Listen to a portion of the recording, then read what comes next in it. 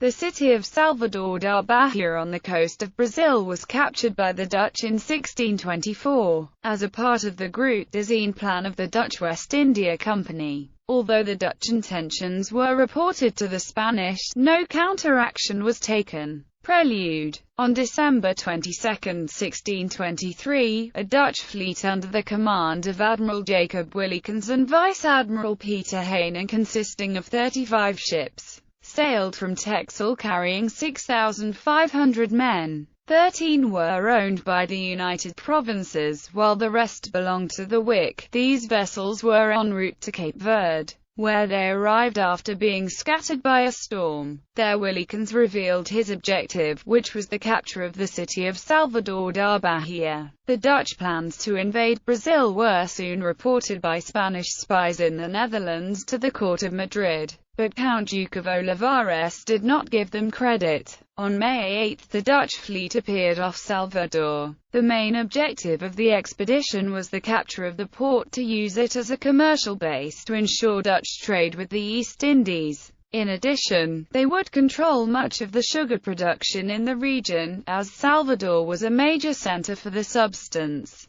The Portuguese governor of Salvador, Diogo de Mendonça Furtado, tried to organize the defense of the town with 3,000 men who had been hastily recruited as a mostly Portuguese militia from peasant, levies and black slaves, all of them resentful of Spanish rule. The port was protected by the sea and two forts, Fort Santo Antonio in the east and Fort São Felipe in the west. Additionally, a 6-gun battery was erected on the beach and the streets were barricaded.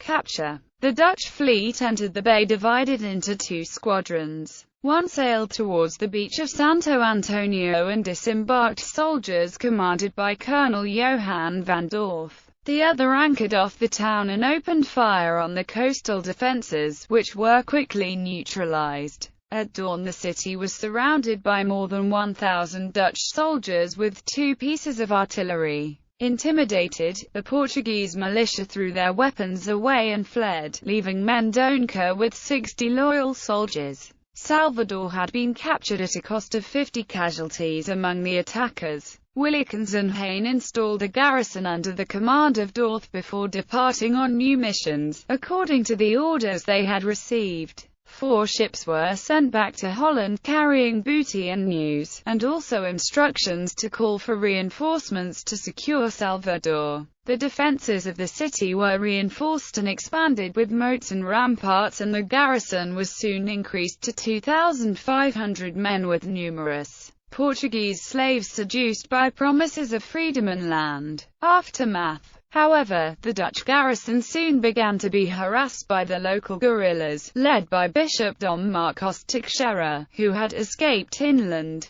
He managed to assemble a force of 1,400 Portuguese and 250 Indian auxiliaries. They built fortifications and organized ambushes against the Dutch in woodland. Dorth himself was killed in an attempt to drive off the attackers from the outskirts in Miral Sagd. He was replaced by Albert Schoutens, who also perished in another ambush, being replaced by his brother Willem. The Portuguese would return the next year and recapture the post.